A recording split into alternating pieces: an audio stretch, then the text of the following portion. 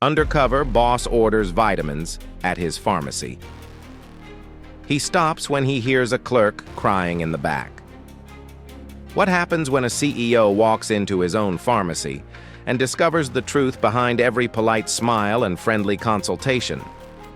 Daniel Hart, the founder and CEO of Healing Grove Pharmacy, a small but trusted chain of 15 community drugstores, had spent over 20 years building a reputation based on honesty and care.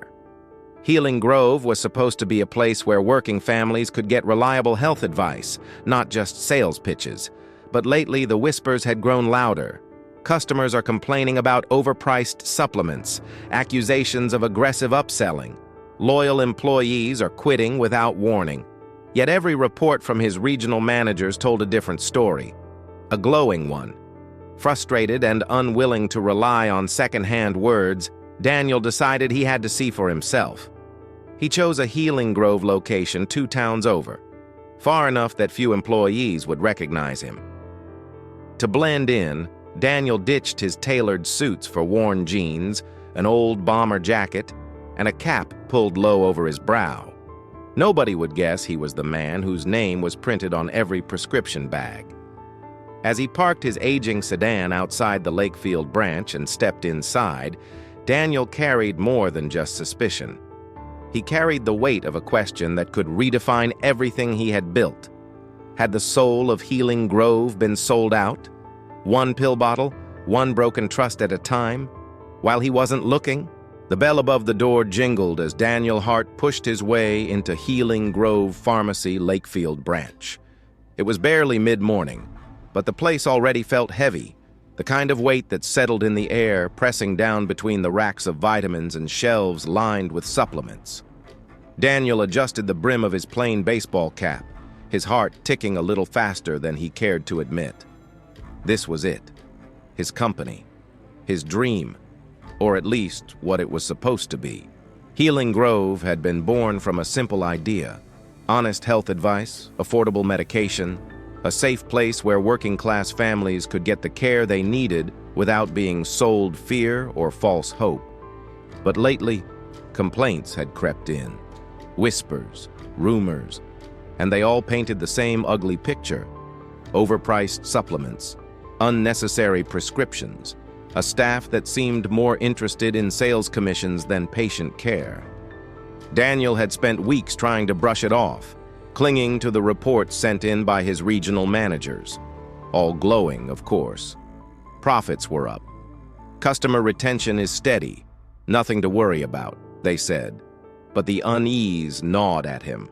It wouldn't let go. So he'd decided to find out for himself. No press release. No official visit. Just an old jacket, scuffed boots, and a fake prescription for allergy meds tucked into his wallet. He was just another customer today. Anonymous. Invisible. At least that was the plan. Inside, the pharmacy looked fine at first glance. Clean counters, polished floors. The scent of lavender hand sanitizer was faint in the air. But as Daniel wandered past the display for organic multivitamins, he noticed it. That strained undercurrent. The way employees kept their eyes low. The clipped tone behind each, "Can I help you?" Near the back, a young woman was quietly arranging a shelf of cold medicines. She looked about 26, her ponytail loose, her white coat slightly wrinkled at the cuffs. Her name tag read, Sophia. When she spotted Daniel lingering nearby, she offered a small smile, not the bright, polished one you expected at retail counters, but something more worn in, tired, but real. "Hi there," she said, voice soft but steady. "Anything I can help you find?" Daniel nodded, pulling out his fake prescription. "Yeah, I was told you could help me with this." Sophia took the slip, reading it carefully, then looked up thoughtfully. "For this, you don't necessarily need the brand name version," she said after a beat. "There's a generic that's just as effective, way cheaper. I can show you if you like." Before Daniel could respond, he noticed Victor. The shift manager wasn't loud. He didn't storm over. No, Victor was smarter than that. Instead, he gave Sophia a sharp, subtle nod, a signal, and gestured toward the back hallway behind the counter. Sophia's shoulders tensed immediately. She nodded, whispering, "I'll be right back," to Daniel, and followed Victor into the hallway. Daniel, pretending to browse a rack of herbal teas, drifted a little closer, keeping one ear tilted toward the partially open office door. He caught snatches of the conversation, low, clipped tones.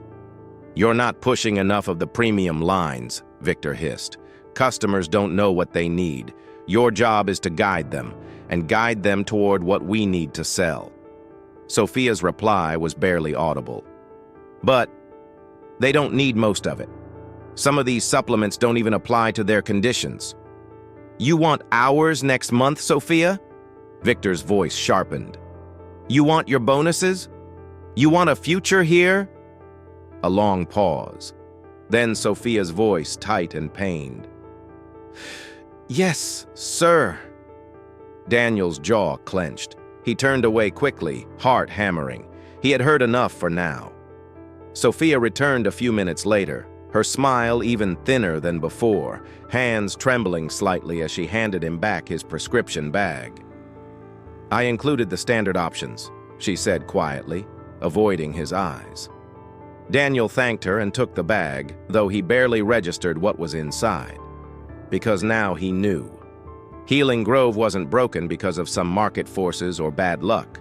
It was broken because fear had crept into its walls, because good people, like Sophia, were being forced to choose between doing what's right and keeping their jobs. And unless Daniel acted fast, the damage would be permanent. He glanced back at Sophia, watching as she returned to stocking shelves, her movements stiff, mechanical. In that moment, he made a decision. He wasn't just here to observe anymore. He was here to save what was left, and he would start with her. Daniel wandered the narrow aisles of Healing Grove, feigning interest in herbal teas and vitamin supplements. He wasn't really shopping. He was watching. From behind a shelf lined with colorful energy bars, he saw Sophia helping a middle-aged man find something for his migraines. Her voice was soft, her posture open, the kind of patience you couldn't fake. But Daniel noticed it again, the quick, nervous glances toward the back hallway. The way she clasped her hands tightly when the man walked away, her smile slipping the moment his back was turned. Something had her walking on eggshells. And then he heard it, faint but unmistakable, raised voices, coming from the storage room. Daniel edged closer, pretending to examine a display of knee braces near the door. He caught a glimpse. Sophia stood stiffly, arms crossed over her chest. Victor, towering over her, voice low but harsh. "You think you're better than the system?" Victor hissed. "You're here to move product, not play Florence Nightingale." Sophia said something Daniel couldn't quite catch, her voice too soft, too crushed. Victor leaned closer, voice dripping contempt.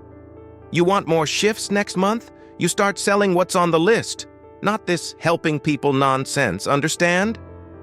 Sophia didn't answer immediately. When she did, her voice was so thin it barely carried.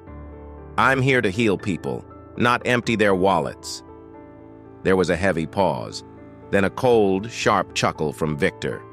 "Yeah? Let's see how long you last with that attitude." Daniel stepped away quickly before they noticed him. He didn't need to hear more.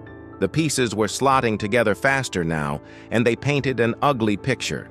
As he circled toward the front again, he almost bumped into a tall figure, an older man in a Healing Grove coat, quietly shelving bottles of cough syrup.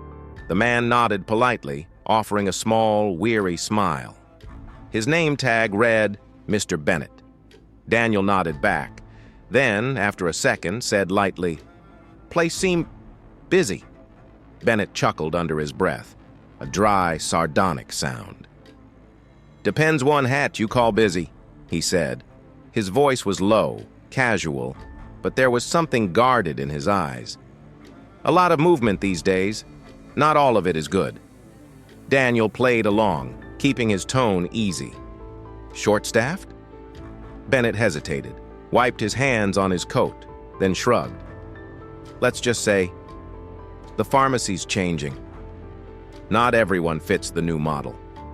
That was all he said, nothing specific, no accusations, just enough truth wrapped in safe words. Daniel respected the caution.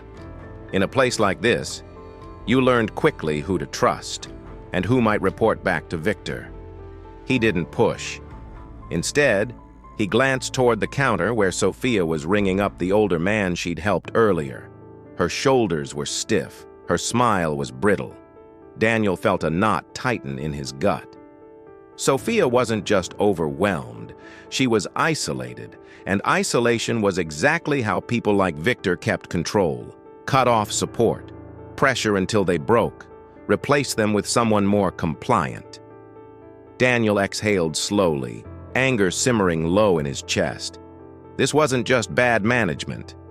It was a slow, systematic erosion of everything Healing Grove was supposed to stand for. The late afternoon sun slanted through the front windows, bathing Healing Grove's cramped lobby in tired gold light. Daniel stood by the herbal tea rack, pretending to scroll through his phone. He didn't have long to wait. An elderly woman, hunched slightly, shuffled up to the counter. Sophia greeted her with a soft smile, her voice still warm despite everything. "I'm just here for my usual prescription," the woman said, digging through a worn leather purse. "Dr. Reynolds sent it over." Sophia nodded, tapping at the screen. Daniel watched, silent. Out of the corner of his eye, he spotted Victor lingering nearby, too close to the counter to be casual, pretending to reorganize a display of vitamins. But his eyes never left Sophia's register. Sophia clicked through the order, hesitated, then her brow furrowed slightly. Daniel moved a little closer, listening. Sophia's voice was careful, professional. "Mrs. Ellis, your prescription is ready.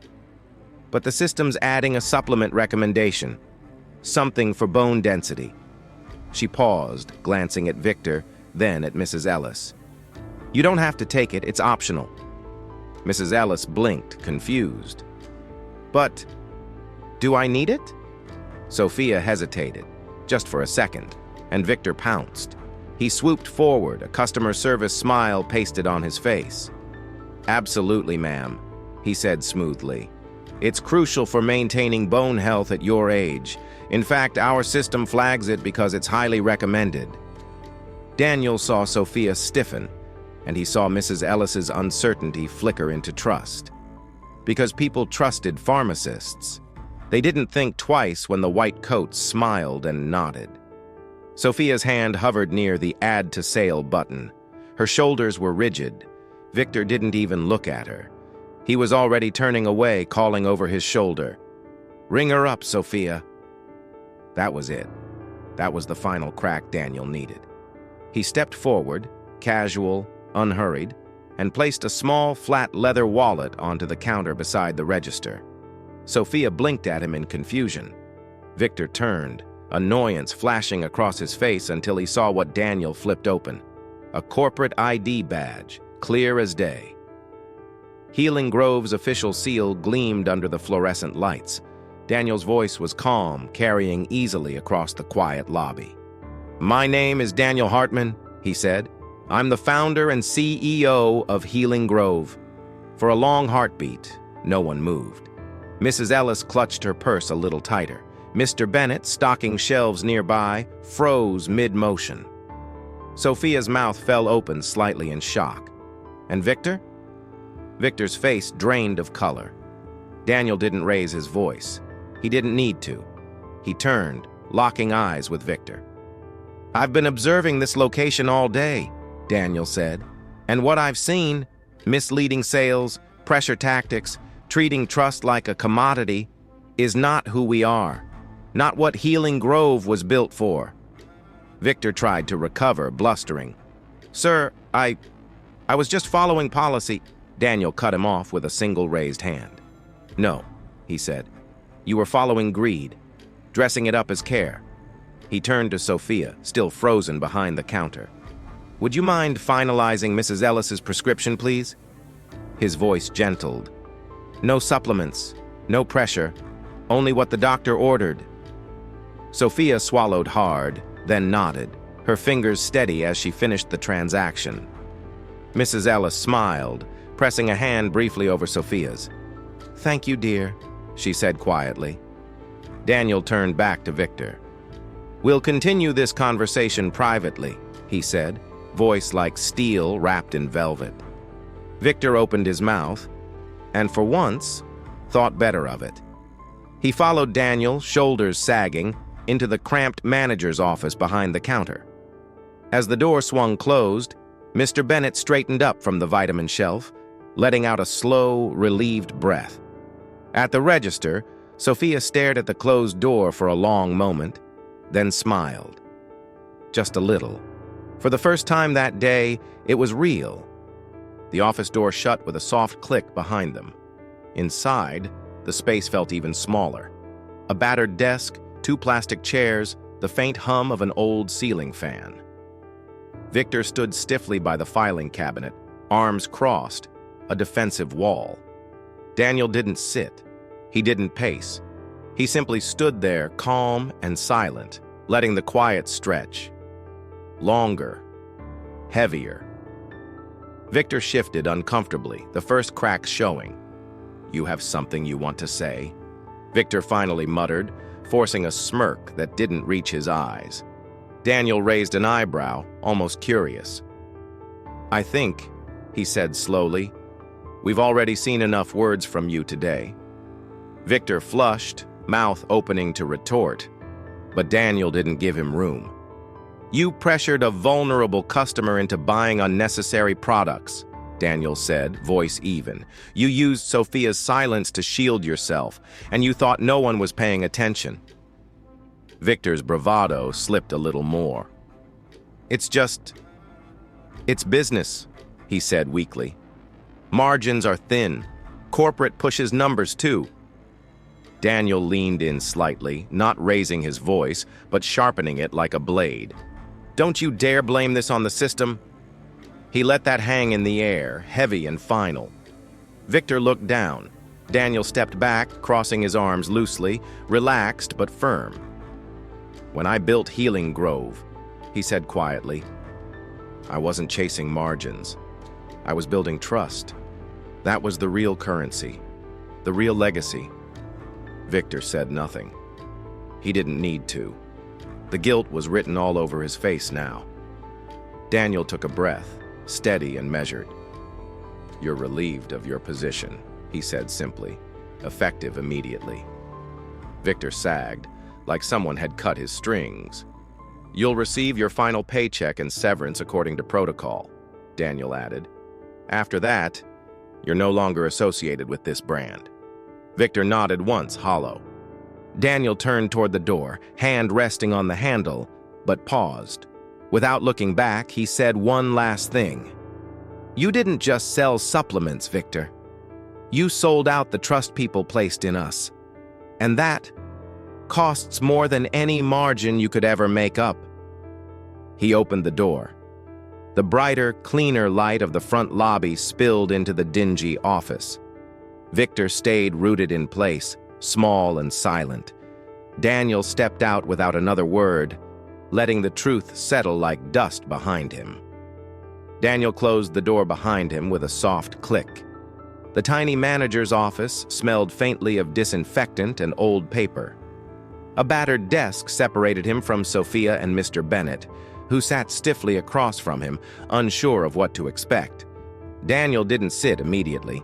He leaned lightly against the desk, folding his arms, not as a boss looming over them, but as a man who knew he had failed something precious. The room was quiet except for the low hum of the ceiling fan. Sophia twisted the strap of her messenger bag between her fingers. Mr. Bennett sat upright, his hands folded neatly on his lap, eyes weary but alert. Daniel finally spoke, voice low. I owe you both an apology. Sophia blinked, startled. I built Healing Grove to be something different, Daniel continued, a place where people could trust what we said, where medicine meant healing, not sales tactics. He paused, letting that land. Sophia's lips trembled, but she said nothing. I lost sight of that, Daniel admitted. I let reports and numbers blind me. I trusted summaries instead of listening to the people doing the real work. Mr. Bennett shifted, his face softening just a little. Sophia finally spoke, voice barely above a whisper. Sir, I never wanted to cause trouble. She stopped herself, searching for the words. Daniel waited patiently. Sophia took a breath. Her hands stilled. I just wanted to help people, she said quietly. Sometimes customers don't even know what they need. They trust us to guide them. If we push things they don't need, we're betraying that trust. Her words were simple, but they landed like a punch to the chest. Mr. Bennett nodded, adding in his calm, gravelly voice.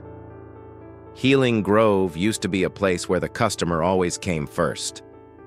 Not the sales quotas, not the commissions, just helping. Daniel looked between them, two people who had held on to the original spirit of the company, even when the system around them began to rot. And what had he done? Sat behind spreadsheets, congratulated himself on revenue spikes, ignored the warning signs until the rot showed itself in front of him. Daniel exhaled slowly. This isn't your burden to carry, he said firmly. It's mine. He pulled a chair over and sat down at their level, elbows resting on his knees. I can't undo the mistakes overnight, he said. But I can promise you this. Today wasn't about saving one store. It's about saving everything Healing Grove stands for. Sophia's eyes shimmered with emotion. She tried to blink away. Mr. Bennett leaned forward slightly, voice steady. You're starting by listening, he said. That's a good first step. Daniel smiled faintly, a real smile, tired but honest. Starting tomorrow, he said, everything changes. No more sales targets tied to unnecessary upsells. No more pressure to move stock over helping people. Sophia covered her mouth, her breath hitching. Daniel nodded toward her gently. And that means no one gets punished for doing the right thing. He stood slowly, setting his hands on the desk. I'm going to need your help, he said, looking between them. Not just today, every day forward. Rebuilding trust is going to take time. But we start now. Sophia wiped her eyes and nodded, a flicker of something new, hope, crossing her face. Mr. Bennett offered a slow, approving nod. Count me in. The heaviness in the room lifted just a little.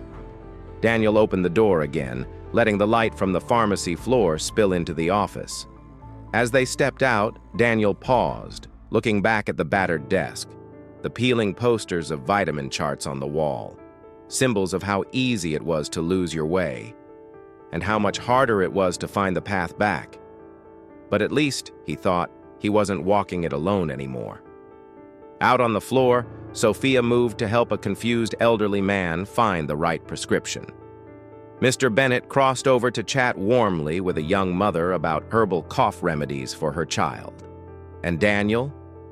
He stood there for a moment longer, watching them. The work ahead would be messy, slow, exhausting. But for the first time in a long time, Daniel felt something powerful stir in his chest. Not guilt, not fear, but the purpose. He took a deep breath, tucked his notebook under his arm, and stepped forward into the day. Not just a CEO correcting mistakes, but a man reclaiming the soul of something he almost lost. And this time, he wasn't letting it slip away again. The sun was dipping low outside the windows of Healing Grove Lakefield when Daniel called the team together. It wasn't a formal meeting, no conference room, no printed agendas, just a circle of chairs hastily pulled into the middle of the pharmacy floor. The fluorescent lights buzzed overhead. The last few customers trickled out, their footsteps fading into the evening. Sophia and Mr. Bennett took seats side by side, eyes wary but hopeful. The rest of the staff, a handful of clerks, junior pharmacists, Even the cleaning lady trickled over, exchanging curious glances. Victor's absence still hung heavy in the air, a scar not yet healed. Daniel stood in the middle of the circle, not above them, among them. He didn't hold a clipboard, he didn't clear his throat or tap for attention. He simply began. "I want to tell you what's going to change," he said, voice steady. No preamble, no corporate buzzwords. The staff leaned in instinctively. Daniel took a breath. "First," he said, "effective immediately, there are no more upsell quotas tied to supplements or vitamins." A ripple of shock moved through the circle. Someone let out a breath they hadn't realized they were holding. Sophia's hands tightened around the hem of her jacket, her lips parting in silent disbelief. Daniel continued, "Your job is to heal, to guide, to offer real advice, not scripted pitches." He let his gaze sweep the group, locking eyes with them one by one. "I trust your judgment," he said quietly. "If a patient needs a basic prescription and nothing else, that's exactly what they get." No one moved. It was as if the very floor had shifted under them. "Second," Daniel said, his voice gaining weight, "we're hiring." He saw eyebrows raise. "We've been running you too thin. Too many double shifts. Too few hands. That ends now." He smiled slightly, a tired, genuine smile. "You can't take care of others if you're running on empty yourselves." Across the room, Mr. Bennett gave a slow, approving nod. "And third," Daniel said, "leadership here is changing." The air tightened again. Daniel turned toward Sophia. "You," he said, "will be stepping into a new role." Sophia blinked, stunned. "I want you to oversee patient consultation standards across all Lakefield operations," Daniel said. "You won't just be filling prescriptions. You'll be training others how to listen, how to care." Sophia shook her head slightly, overwhelmed. I don't know if I'm ready." "You are," Daniel interrupted gently. "You've been doing it every day, even when no one noticed." Her throat bobbed as she swallowed back emotion. "And Mr. Bennett," Daniel said, pivoting, "I need you too." The older man raised his eyebrows. "I want you to help mentor our younger pharmacists, teach them about traditional medicine, about integrity, about why this job matters." Mr. Bennett's mouth twitched upward, the barest hint of a smile. Daniel stepped back, giving the words room to settle. "You've all been surviving," he said. "Now, I want us to start thriving." He reached into his pocket and pulled out a small stack of folded papers. "I'm also changing the bonus structure," he announced, holding them up. "Starting next month, bonuses won't be based on how many dollars you push. They'll be based on patient feedback, on care quality, on trust." Someone gasped quietly. This was not just tweaking a few policies. This was flipping the system upside down. Daniel let the papers drop back into his pocket. "I know this won't fix everything overnight," he said. "Mistakes have been made. Trust has been broken." He looked down for a moment, gathering himself. "And some of that is my fault." The admission hung in the air, raw, unvarnished. "But today," he said, raising his head again, "we start doing it right." Silence stretched long and thick. Then, a slow, tentative clap from Mr. Bennett, followed by Sophia, then another staffer, until, awkward and a little shy, the circle of chairs filled with the sound of real, unforced applause. Not for Daniel, for the idea that maybe, just maybe, Healing Grove could be saved. Daniel smiled, a deep, worn smile that reached his eyes. Tomorrow would bring new battles. Change was messy, exhausting work, but standing there, among the people he had almost failed, he finally felt it again. This was a place worth fighting for, and for the first time in a long time, he wasn't fighting alone. At first, the changes felt electric. The tension that had choked Healing Grove for months seemed to lift.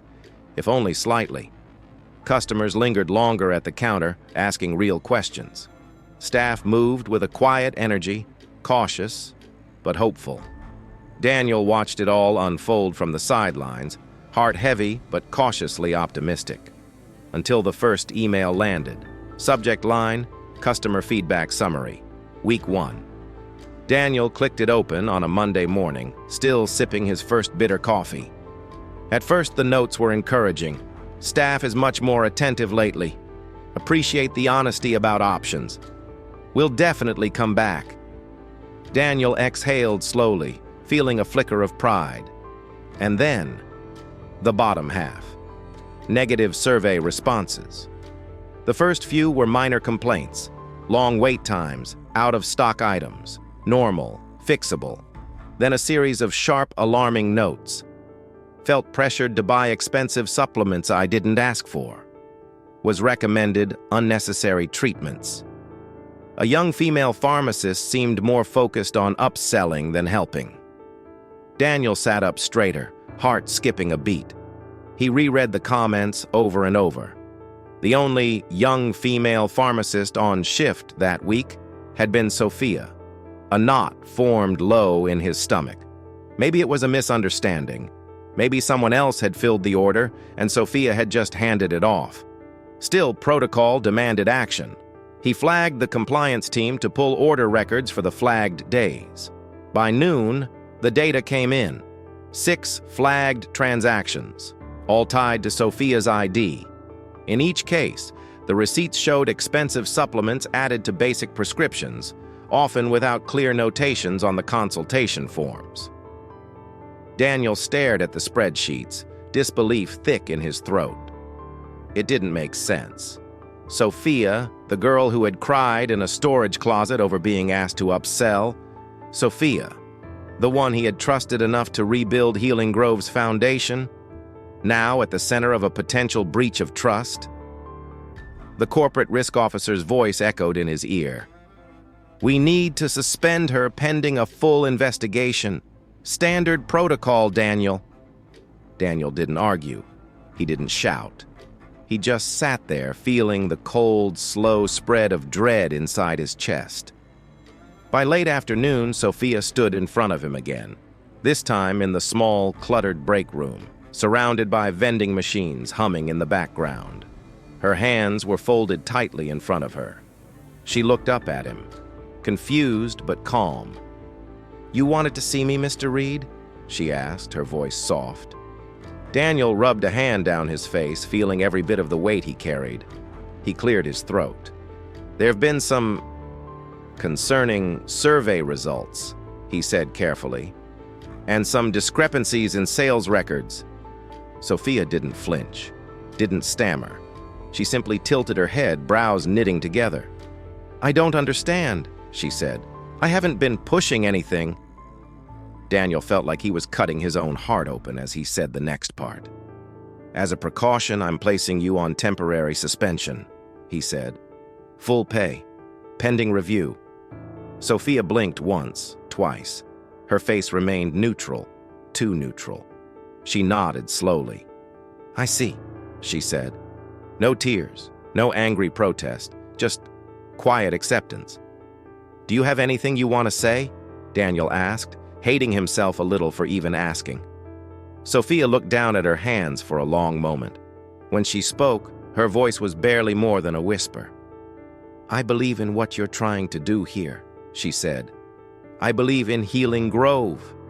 She raised her eyes then, and Daniel saw something fierce, something unbreakable burning behind them. I didn't betray that, she said simply, and I believe the truth won't stay buried forever. Daniel swallowed hard. She turned, gathered her things, and left without another word. The door swung closed behind her with a soft click, but it sounded to Daniel like a gunshot. That night, Daniel sat alone in his office long after everyone else had gone. The silence pressed in on him, thick and suffocating. He stared out the window, watching the parking lot empty under the dim streetlights. Had he made a mistake? Had he trusted too easily? Or worse, was he failing the very people he had promised to protect? The truth? He didn't know. All he knew was that something didn't add up. And tomorrow, he'd have to dig deeper, whether the system wanted him to or not. Because if Sophia was telling the truth, and Daniel's gut whispered that she was, then someone inside Healing Grove was still playing a very dangerous game, and this time he wasn't going to look away. The next morning, Daniel was back at Healing Grove before the sun had fully risen, a quiet determination knotting his gut. The store was still closed, the neon sign flickering gently in the misty morning air. Inside, Mark, the security technician, was setting up by the stockroom, a rugged laptop perched atop a makeshift desk. "You ready for this?" Mark asked, glancing up. Daniel nodded grimly. "Let's find out who we really trusted." Mark cracked his knuckles, then typed a few commands. "Give me a few minutes. These old cameras. They're like stubborn mules." Daniel offered a tight smile but said nothing. His heart hammered a slow, deliberate beat in his chest. Minutes ticked by, the air thick with tension. Finally, Mark leaned back, squinting at the grainy footage playing across the screen. "There," he muttered, pointing. "That's your storage room 2 weeks ago, night shift." Daniel leaned in. On the video, they watched as two figures, clearly identifiable as Darren and Luis, former stockroom clerks close to Victor, moved boxes, replacing certain labels, altering barcodes on high-value supplements. Mark fast-forwarded. Another night, another shift. The same pattern, slight changes in inventory after hours, paperwork shuffled, tiny discrepancies invisible unless someone knew exactly where to look. And always when Sophia wasn't there. Daniel's chest tightened. She had been set up, perfectly, methodically. "No wonder the audits flagged her orders," Mark muttered. "They knew exactly when and how to muddy the trail." Daniel exhaled slowly, pressing his hands flat against the table. Anger, guilt, relief, 100 emotions twisted inside him, sharp and raw. He straightened up. "Pull every file we have linked to Darren and Luis, every shift report, every system login." Mark nodded. "On it, boss." The evidence was there. Now came the hard part, making it right. Daniel stood alone in the back office, the printed reports and grainy security footage spread out in front of him like pieces of a puzzle finally snapping into place. It had never been Sophia. It had been the quiet tampering of a few rogue staff, the ones Victor had protected for years. He pulled out his phone, thumb hovering over her number for a moment. Then he dialed. The line clicked after 2 rings. "Hello?" Sophia's voice was soft, cautious. "Sophia," Daniel said, his voice steady. "It's Daniel. I need to see you. Today." There was a pause, then almost a whisper. "Did you find something?" "I did," he said. "Please meet me at the cafe across the street from Healing Grove. Half an hour?" "I'll be there," she said, without hesitation. The cafe was nearly empty when Daniel arrived, the scent of brewed coffee hanging thick in the air. He chose a corner booth by the window, heart pounding not from nerves, but from the weight of what he was about to undo. Sophia walked in minutes later, her posture tense, but her chin lifted. She wore civilian clothes now, not the neat white coat he'd been so used to seeing. Somehow that made it worse, a reminder that she'd been cast out because of someone else's lies. Daniel stood, offering a small nod, and she slid into the booth across from him. For a moment, neither spoke. The silence between them wasn't awkward. It was heavy, waiting. Then Daniel reached into his satchel and placed a thin stack of papers onto the table. "Here," he said simply. Sophia's hands trembled slightly as she pulled the papers closer. They showed everything: the altered inventory logs, the timestamps from the security footage, the discrepancies traced back to the night crew Victor had once praised so highly. She looked up at him, eyes wide, glassy. I'm sorry it took this long, Daniel said quietly. I should have fought harder for you. Sophia shook her head, a tiny, disbelieving smile tugging at her mouth. You believed enough to look deeper, she said. That's more than most would have done. Daniel leaned forward, his voice low, urgent. I'm reinstating you immediately, full back pay, and when you come back... He hesitated, choosing his words carefully. I want you to lead the new training program for ethical service standards across Healing Grove. If you're willing... Sophia stared at him, stunned. You trust me with that? I trust you because you never stopped caring about the people we serve, Daniel said. His voice cracked just slightly. That's exactly the kind of leadership we need. Sophia swallowed hard, blinking quickly. Then she nodded, a single fierce motion. I'll come back, she said, but not just for me, for everyone still fighting to do the right thing. Daniel smiled, small, tired, but real. Welcome home, he said. Outside the cafe window, the sun was starting to set, casting long golden streaks across the street. Healing Grove still had work to do, but for the first time in a long time, Daniel believed, truly believed, they had the right people to do it. The return of Sophia wasn't marked by any grand announcements. No speeches, no banners. Just a quiet morning, a soft click of the front door chime, and a few surprised glances from staff as she walked back into Healing Grove. Mr. Bennett was the first to spot her. His eyes widened, then softened with something almost like relief. Well, he said, wiping his hands on his white coat. Looks like we might still have a fighting chance after all. Sophia smiled, small, a little shy, but genuine. I'm just here to do my job, she said. Daniel watched the scene unfold from the consultation area, his arms folded loosely across his chest. It wasn't just Sophia's return that mattered. It was what she represented, the beginning of a Healing Grove that would mean something again. The days that followed were a whirlwind. Daniel personally oversaw new trainings, dismantling the toxic systems Victor had quietly built. They removed quotas tied to upselling. They instituted mandatory breaks. They doubled down on community health initiatives, free blood pressure checks, wellness seminars, and affordable generic medications. Sophia threw herself into her new role, designing a training curriculum that prioritized empathy, transparency, and honest consultation. And for the first time in a long time, Healing Grove felt human again. It wasn't easy. There were still tense moments. Customers, used to the old hard sell tactics, sometimes looked suspicious when staff simply offered them the most affordable solution instead of the priciest one. Sophia coached the younger pharmacists with infinite patience.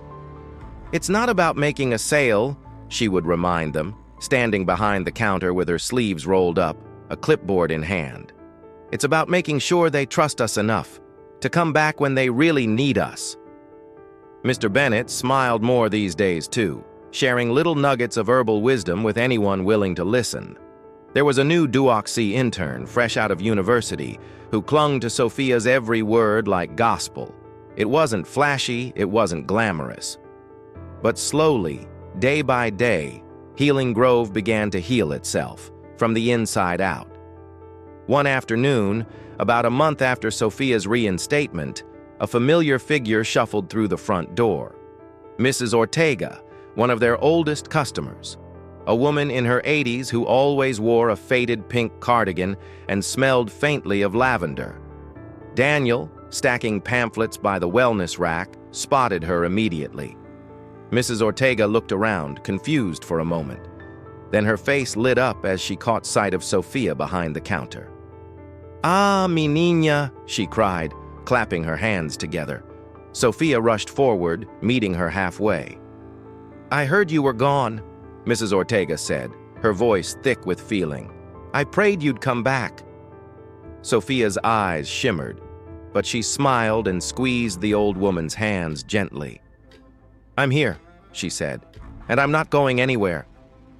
Daniel turned away slightly, blinking hard against the sudden sting behind his eyes. This was why it all mattered. Not profits, not growth charts, not quarterly reports. People, trust, dignity. That evening, after closing, Daniel stayed late with Sophia and Mr. Bennett. They sat in the back break room, three tired figures sharing a battered pot of coffee and the kind of comfortable silence only found between people who had fought through hell together and made it out still standing. After a long moment, Daniel spoke. "You know," he said, swirling his coffee absently, "I used to think running a pharmacy chain was about systems, efficiency, policies." He looked up, meeting their eyes. "I was wrong." Sophia set her cup down carefully. Mr. Bennett leaned forward slightly, listening. Daniel's voice was quieter now, but stronger too. "A system is only as good as the people brave enough to hold it together when everything else is pushing them to give in. Healing Grove isn't about what we sell. It's about who we stand beside." Sophia smiled, tired but unbreakable. "And who we refuse to sell out," she added softly. Daniel nodded. The night pressed in against the windows, but inside that tiny room, with its flickering fluorescent lights and lingering smell of cheap coffee, there was a warmth that no profit margin could ever manufacture. Healing Grove wasn't just a business anymore, it was a promise. And this time, they would keep it. The true strength of any organization isn't built on sales targets, slick marketing, or shiny new policies. It's built, quietly, stubbornly, by the people who refuse to compromise when no one's watching, by the ones who fight for what's right, even when it would be easier to look away. Trust isn't something you buy, it's something you earn, and it's something you have to protect every single day. Because once you lose it, no amount of profits will ever buy it back. If you believe, like we do, that honesty, courage, and simple human decency still matter. Hit that like button, subscribe to our channel for more true, powerful stories about leadership, integrity, and the quiet heroes around us. And share this video, because sometimes all it takes to change a place is for one good person to refuse to stay silent. Thank you for watching, and remember, the fight for something better starts small. It starts here, and it starts with us.